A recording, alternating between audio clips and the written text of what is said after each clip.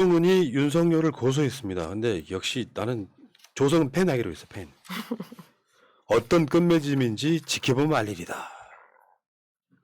윤석열, 김웅, 권성동, 장제원, 주강덕, 박민식, 김경진. 무고 명예훼손 공직선거법 위반. 이거 커요. 제대로 걸면은 이 사람들 엄청 중한 처벌을 받을 수도 있어. 근데 이게 계속 수사하는 걸 지켜봐야 되겠지만, 그러니까 이 김기현, 뭐 김웅 이런 사람들이, 그러니까 면책특권이 적용되는 공간에서 이야기한 적도 있죠. 그런데 이제 언론사 인터뷰할 때도 똑같은 이야기를 했기 때문에 이 혐의를 벗어나기는 힘들 것 같아요. 예. 그리고 공수처가 고발 사주의 경로로 의심되는 정점식, 조상규를 압색했습니다. 급하게 돌아가는 거야. 그리고 이제 구색도 맞춰야 되니까 제보 사주 박지원 국정원장에 대해서도 수사를 착수했다 그러는데 쉽지는 않을 거예요. 이 부분은.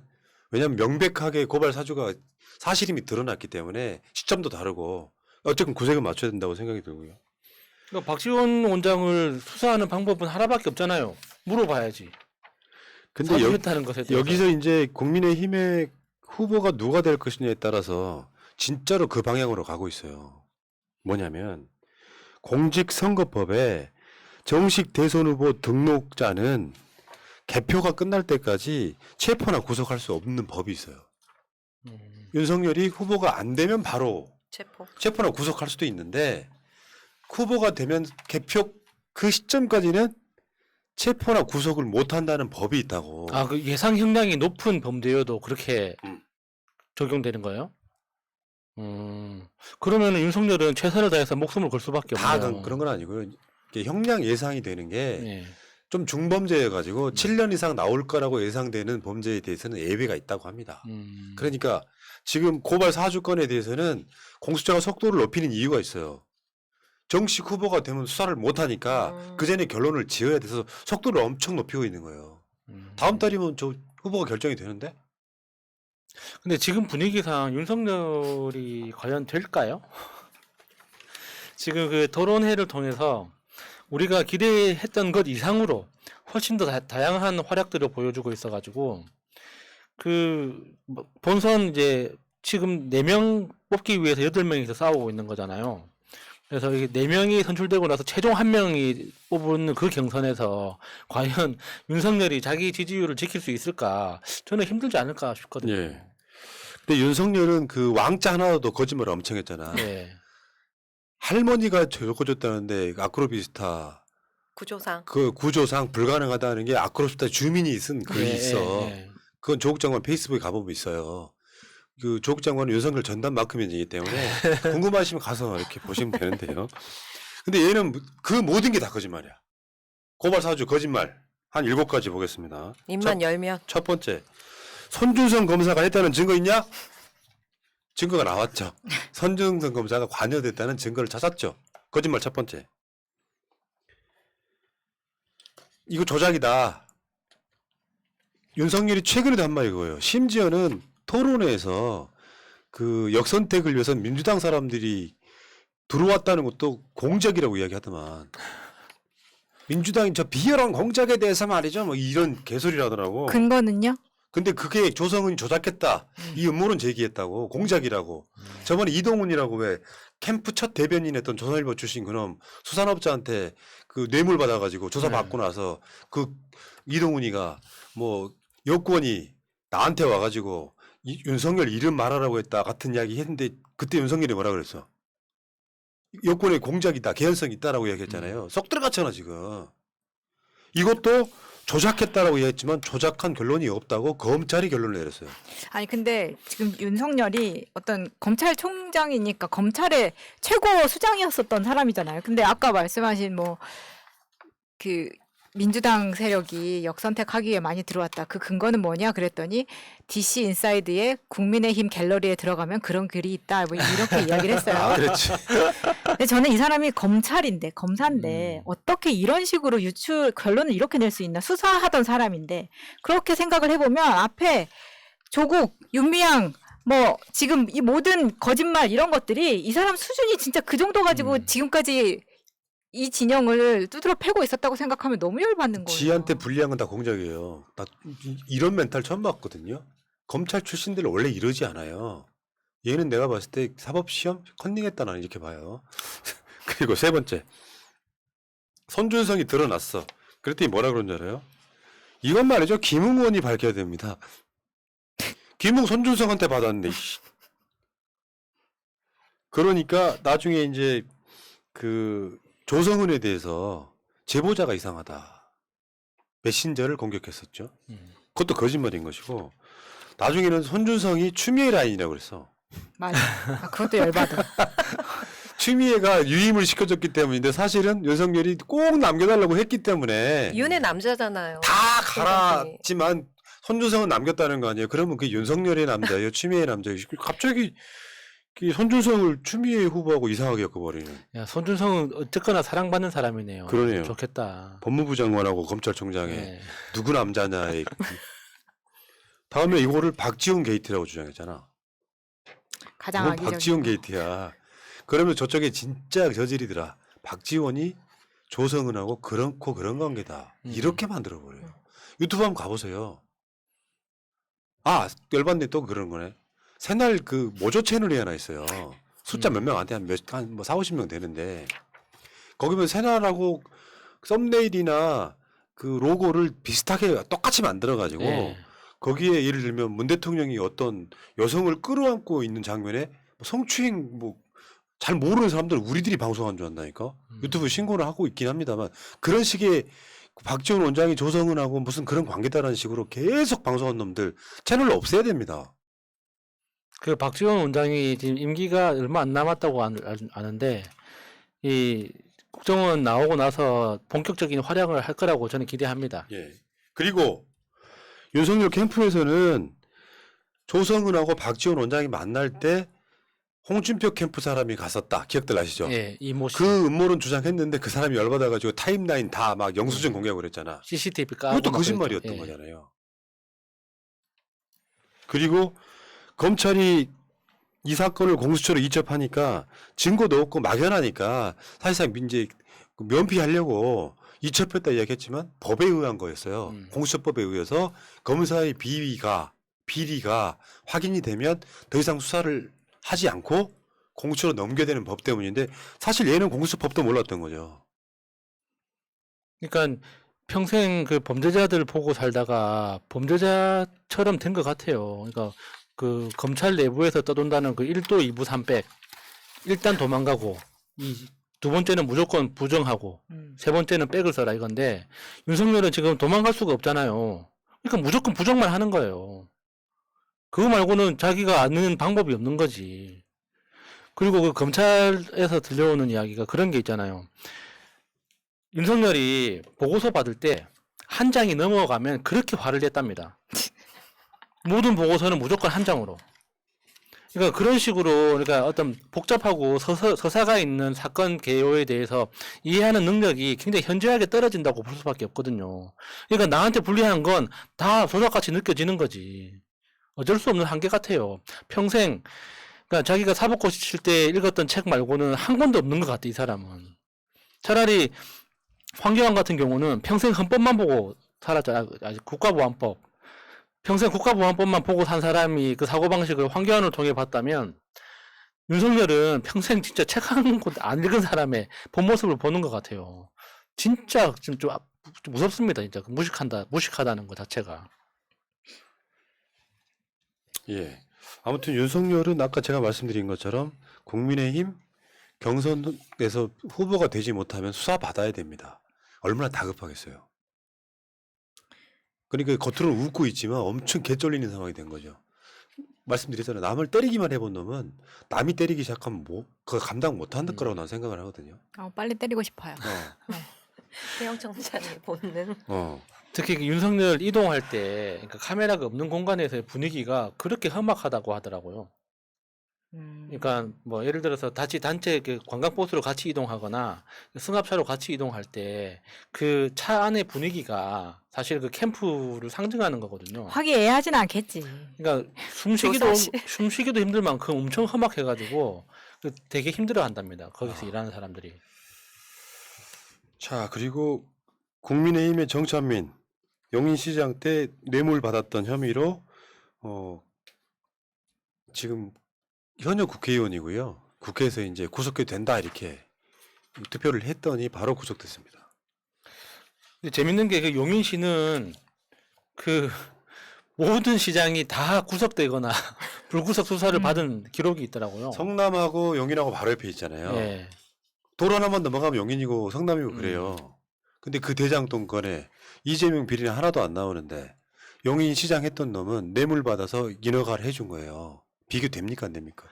그것도 지금 현직 국회의원인데 현직 국회의원이. 국회에서 그 체포동의안 통과를 거쳐서 구속까지 되는 이 초유의 사태라고 볼 수 있는데 이게 다른 사건이 너무 많다 보니까 이것도 진짜 엄청 큰 거거든요. 그러니까. 현직 국회의원이 구속되는 것 자체가. 근데 다른데 너무 떠드는 이야기들이 조용하잖아. 많으니까 이게 이렇게 불거지지가 않는 것 같아요.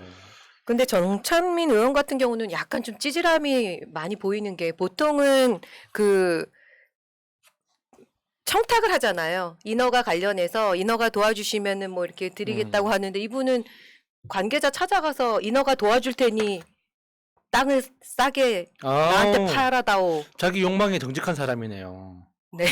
야 진짜 어, 그 96년에 시로 승격한 이후에 용인시장 6명 중 5명이 구속, 1명은 불구속 사고 처리.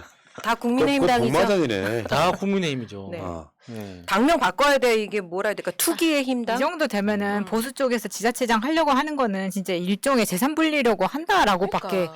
볼 수가 없는 거예요. 이건 김기현의 미래인 거죠. 경찰이 파악하는 뇌물 액수는 4억 6천만 원.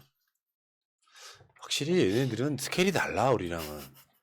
그것도 받은 거 그러니까 밝혀진 추정하는 것만. 게 밝혀진 4억 6천이면은 보통 이제 100분의 1이 밝혀진다고 그러니까. 우리가 이제 통상 이해하니까. 이제는 이런 거 믿을 수가 없어요. 곱하기 100은 해야 될 것 같아요. 그런데 관계없는 이재명만 디립다 때리고 있는. 참 이게 좀 너무 불공평하다. 김기현 아까 말한 것처럼 600억이 넘는 돈. 정찬민의 이 현역 국회의원의 구속 이런 것들이 이슈가 안 되는 게 참 안타깝다 생각이 들고요. 이재명 지사는 18일 하고 20일 날 국정감사에 이제 경기도 국정감사에 나온다고 해요. 하이라이트가 되겠지. 그렇죠. 근데 내가 봤을 때는 국민의힘 애들 어정쩡하게 질의했다가 젖대는 수가 있어요. 재밌게 디테일 하나는 정말 그러니까 약간 좀 자기 디테일 없이 뭔가 상대하는 사람이 아니라 준비도 엄청 해서 나올 거 아니야. 그러면 오히려 대치기 당하는 수가 있어요. 잘들 생각하세요. 그러니까 그 이재명 지사를 자칫 잘못 활용하게 되면 이재명 지사를 진짜 스타로 만들어 줄 수밖에 없는 거예요. 맞아요. 그게 공격을 하든 민주당에서 방어를 하든 어쨌거나 발언 시간이 가장 많은 사람이 이기는 게 국정감사거든요. 그러니까 국회의원들이 국정감사에서 질문할 때 그 스킬이 있습니다. 나한테 발언 시간이 7분이야. 그러면 6분 50초 동안 설명합니다. 그리고 나머지 10초를 질문하죠. 꼴배기 답변은 그래서 짧게. 예, 너는 얼마든지 하라고. 그러니까 그 모든 그 7분을 다 내가 쓰기 위해서 그런 그 꼼수를 쓰는데 이번에 그러니까 증인으로 출석하는 국정감사에서 이제 모든 그 국무위원들은 증인으로 출석하게 돼 있거든요. 그러면은 이재명 지사가 이제 증인으로 나와가지고 증인의 그 특혜죠. 이런 경우에는 특혜지. 발언 시간 제한이 없습니다. 그러니까 국회의원이 이야기할 때는 시간이 짝깍 흘러가는데 증인이 대답하는 동안은 시계가 멈춰요. 그러니까 이재명 지사한테는 무한대의 기회가 열려 있는데 이거 잘못 쓰면 정말 이재명 지사만 스타 만들어주고 끝날 수도 있어요. 그리고 국정감사에서 나왔던 이야기 중에 최강욱 의원이 이제 밝힌 건데 그때가 2012년에 법무부가 주관해서 일본 검사들을 초청해 갖고 한일 법무부 국민 편익 증진을 위한 공조 강화라는 학술 대회가 있었대요. 근데 여기 이 회식에 법무부 심의관실 여직원 3사람이 가요. 근데 우리나라의 검사가 일본에서 온 놈들한테 초이스 해라 그랬대. 이거 설마. 언제요? 2012년에 그 사건이 지금 국정감사 한번 불거졌죠. 법무부 여직원들 3명을 일본 검사한테 한국 검사가 초이스하라 그랬다는 거야. 그 검사 찾아야 됩니다. 진짜 그게 찾아야 된다 새끼네 이거는. 진짜. 태양감이네요. 야 진짜 그거 진짜 그 옛날 그 사실 일제 치하에서 그 위안부하고 뭐가 다릅니까 그게. 그러니까 그리고 2012년이면 그때만 해도 여직원들한테 술 따르라는 이렇게 할 수 없는 시대이거든요. 아휴 진짜 그 수준이죠. 검찰은 70년 전이나 지금이나 똑같다는 겁니다. 그리고 아마 여러분들 PD수첩에서 이문정 검사 나온 거 보셨겠죠.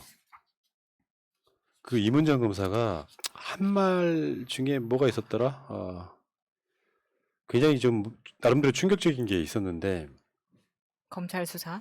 예, 검찰의 수사가 뭐라 그랬냐면 이문정 검사가 힘 있는 사람들은 처벌을 안 받거든요. 검찰인데 검찰한테 찍힌 사람이 처벌을 받는 거예요. 핵심 찔렀는데 그 장면은 제가 화면으로 보여주시고요. 이게 핵심인 것 같습니다. 지금 어떻게 보면 기득권들, 부패 권력 카르텔이 대장동의 범인들이 이재명과 연관이 있는 것처럼 해서 대선을 먹을 요량으로 계속 펌프질하는데 할 때마다 저쪽 결의 사람들이 더 나오는 것처럼 대한민국 사회가 그렇다는 거예요. 힘 있는 사람들은 처벌을 안 받거든요. 검찰한테 찍힌 사람이 처벌을 받는 거예요. 근데 윤석열 토론에 나와서 뭐라 그럽니까? 검찰에 대해서, 자기에 대해서. 문재인 정부는 너무 부패했다는 거야. 완전히 개 양아치 같은 발언을 해요. 네. 실제로 현재도 수사권, 기소권을 갖고 있는 권력은 검찰입니다. 그 사람들이 지금 이문정 검사, 현직 검사가 이런 이야기를 하고 있지 않습니까? 근데 무슨 문재인 정부가 내로남불하고 조국 장관 엄청 비리가 있는 것처럼. 비리 하나도 안 나왔다니까? 그래서 하는 이야기인데 조국 장관 재판은 무조건 전원 합의체로 가야 됩니다. 그 김경수 같이 이동훈 같은 재판관한테 걸리면 유죄로 확정이 되는 거고요. 어찌 됐건 조국 장관 사건은 역대급 국민들이 관심사항의 사건이기 때문에 전원 합의체로 가야 희망이 있어요. 법적 카르텔을 어떻게 깨느냐에 대한 모든 것들이 걸려있는 사건이에요. 전원 합의체로 가면 승산이 있는 거죠. 이걸 죄로 볼 수 있어? 이건 조작 아니야? 이건 증거가 돼? 이런 것들이 다. 물론 이제 대법원에 가면 범죄 판단만 한다 그러는데 또 결과, 2심 결과물까지 보면 대부분 다 법리를 잘못 해석하는 경우가 꽤 많이 있거든요. 저는 전원 합의체로 가야 된다고 생각을 하는 거예요. 그러니까 지금 오늘 말했던 대부분의 사건의 구조들이 다 그런 거예요. 힘 있는 사람들은 처벌을 안 받고 명은 남기셨네. 다시 한번 보여주시고요. 검찰한테 찍힌 사람이 처벌을 받는 거예요. 정답이잖아. 진짜 도둑놈은 처벌도 못 하잖아요. 그러니까요. 아니 오늘만 해도 윤우진, 오세훈 그리고 또 누구 한 명 불기소 됐어요. 정진석. 저는 이거 진짜 너무 웃기다고 생각합니다. 이거 언제까지 이렇게 봐야 되나? 왜 아무도 손을 못 쓰나? 아니 대통령이 민주당에서 배출이 됐고 국회의원이 180석이 됐어도 이거 이렇게 임기 말까지 이럴 거라고는 상상도 하지 못했었네요. 투표합시다. 투표했잖아 그래서. 갱선 투표부터. 나 생각해보니까 오늘 투표했다. 예, 저도 했습니다. 서울 권리당원 오늘 투표했다. 서울 권리당원 투표 100% 한번 가봅시다. 투표를. 예. 이재명 후보가 완벽하다고 드리는 말씀은 아니에요. 그한테도 약점은 있을 거예요. 그런데 그 차원을 좀 넘어서야 되겠죠. 완벽한 사람은 없어. 근데 반대로 말하면 반대쪽에서는 이재명 완벽하지 않으라고 말하고 있는 거예요. 근데 마치 나쁜 후보인 것처럼 이미지화 시키려고 말을 하지. 완벽한 후보가 어딨어 세상에. 문재인 대통령도 완벽한 사람 아닙니다. 그들 중에 나은 거죠. 뭐 제가 늘 하는 이야기지만 이재명 지사도 대통령이 되면 욕 먹을 수 있습니다. 기대보다 못하면. 뭐 문재인 대통령도 욕 먹고 있는데요. 네. 근데 욕할 사람은 언제든지 욕합니다. 지금 나온 후보 중에는 가장 그래도 기대가 되는 사람이에요. 그러니까 지금까지 일해온 걸 우리가 봤잖아요. 지금까지 일해온 것처럼만 하면 됩니다. 뭐 더 잘하기를 바랍니까? 그러니까 지금처럼 뭐 조선일보 아웃을 대놓고 외칠 수 있는 사람이기 때문에 우리가 문재인 대통령을 그렇게 지켰던 것처럼 이재명은 아마 더 많은 공격이 올 거라고 생각해요. 지금 이 토건 세력과 언론 더하기 그렇죠. 더해서 그렇기 때문에 저는 어저께 최민희 의원이 말씀하신 스크럼에 대한 이야기, 그러니까 저희는 운동권 세대가 아니기 때문에 스크림에 대한 저는 열망 같은 게 있어요. 이렇게 또 꽉 차 사람 이렇게 어깨 걸고 지켰을 때 그 느낄 수 있는 희열이 있다고 생각하거든요. 저는 이 정도 우리가 공격 받았으면 그 정도 막아낼 수 있다고 생각합니다. 그 스크럼이 소위 최민희 의원님 말로는 끝까지 함께하기. 자, 근데 어렵긴 하다. 뭔가를 지켜낸다는 게 훨씬 힘들어요. 공격하는 것보다. 솔직히 말씀드리면은 이명박 박근혜 때는요. 우리가 방송을 이렇게 해도 저쪽만 비판만 하면 되거든요. 근데 이쪽 저쪽에서 막 도둑놈들이 양쪽에서 막 협공을 하니까 지켜내는 게 훨씬 힘들다. 사실 그게 더 힘들어요. 우리가 정권 바뀌면 쉬울 줄 알았거든요. 오히려 정반대로 너무 힘들어요. 기득권이란 게 그런 거거든요. 내 밥줄, 내 울타리 안에 누군가가 들어오면 그거 어떤 방식으로든 자기 힘을 이용해서 쳐내요.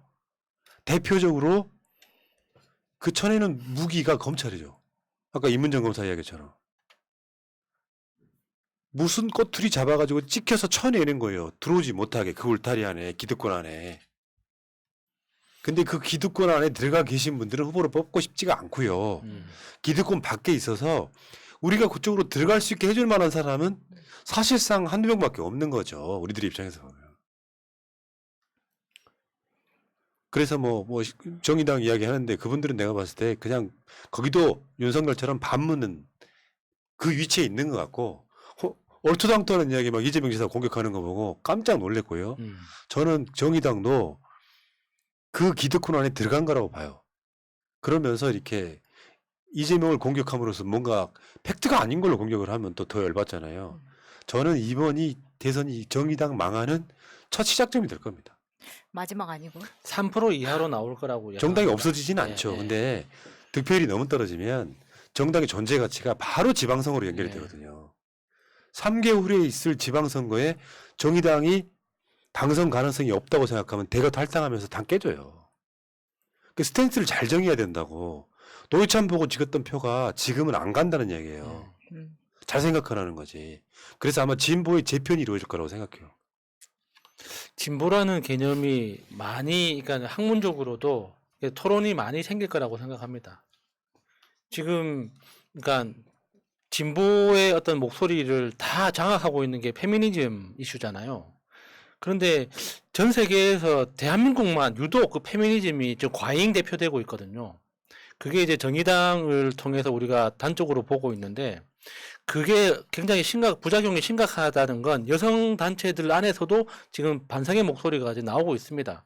그러니까 그게 마지막 불꽃이 이제 정의당을 통해서 사그라들고 나면은 또 새로운 반성이 또 이루어지지 않을까 그렇게 기대를 해요. 근데 지금 현재로서는 정의당에 대해서는 정말 기대할 게 없는 것 같아요. 그래서 그 최민희 의원님 말씀처럼 뭐 흔들리지 말기 뭐 이런 것처럼요.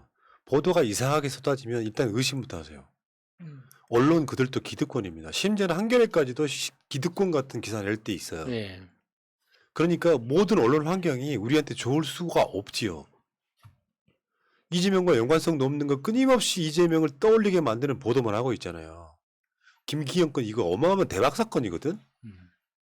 1,800배가 올랐다. 박맹우하고 그 울산시장하고 국회의원 주거니 받거니 하면서 도로를 그쪽으로 나게 만들어가지고 1,800배 올려버리는 이 스킬을 쟤네들이 하면 당연한 거고 이재명은 혐의가 없는데 있는 것처럼 만들고 이렇게 기울어진 언론 환경에서 싸운다는 게 얼마나 대단한 일입니까? 자, 그래서 우리가 뉴스를 볼 때 아까 그 윤미향 의원 이야기할 때 제가 좀 약간 좀 욱했던 게 그런 거예요. 특정 시점 가면 언론이 그 사람을 이렇게 버려놓잖아요. 그래서 무리로부터 띄어내잖아요. 그 순간부터 이 사람은 방어할 능력도 없이 취업해버려요. 거의 초죽음 상태로 몰아넣는 거잖아. 근데 그나마 조국 장관은 뭐 시민들의 힘이 있었기 때문에 나름 그나마 이만큼이라도 지켜낸 거예요. 이 전쟁은 끝나지 않았습니다만. 근데 윤미향 같은 사람들은 한번 떨어져 나가서 저쪽이 죽이기 시작하면 그냥 죽는 거예요. 근데 그 과정에 언론들이 세뇌시켜 놓은 이미지가 있잖아요. 그러니까 윤미향 실드 치면 새날이 위험하대. 같은 편은 이 사람이 혐의가 나오면 잘라내서 버리는 게 아니고 이 사람이 혐의가 사실인지 아닌지 먼저 알아본 뒤에 내가 확신이 서면 이 사람 편 드는 거예요. 비리를 우리가 편들고 싶은 생각은 없는데 기본적으로 살아온 생활에 공이 100 정도 되고 과가 한 5 정도 되면 나는 공보고 싸우겠습니다. 왜 저쪽은 그 과라고 하는 것을 끄집어 와서 나쁜 사람으로 만들려고 이미지화 시키잖아. 살아온 세월에 그 사람의 공적이 100이야. 예. 3개의 흠집을 갖고 와가지고 30%의 아니 3%의 흠집을 가져와가지고 공격하려 드는데 움찔하고 그 사람을 못 막아내는 게 말이 됩니까? 그 구조로 지금까지 우리가 알고 있는 사람 다 당했다고요. 뭐 지금 뭐 시민들이 워낙 수준이 높아지셔가지고 그 부분에 대해서는 염려가 안 되긴 합니다만 혼자 포탈 보면 사실 좀 걱정되고 겁나잖아요. 이재명 뭐 있는가 보다. 똥파리들 수도 없이 좌포 찍고 댓글 답니다. 진짜로 부지런해 이 새끼들은. 이재명 수사 받아야 되겠네. 빼박이네. 아무것도 아닌 기사에 그렇게 달고 있어요. 그리고 지들끼리 좋아요 누르고 있고. 근데 새날 방송이 너무 재밌다 보니까 이분들은 댓글 달러 안 가지. 새날 방송 보고 있지. 이게 문제야. 자, 좋아요. 구독 좀 부탁드리고 새날 좀 물러갔다가 내일 다시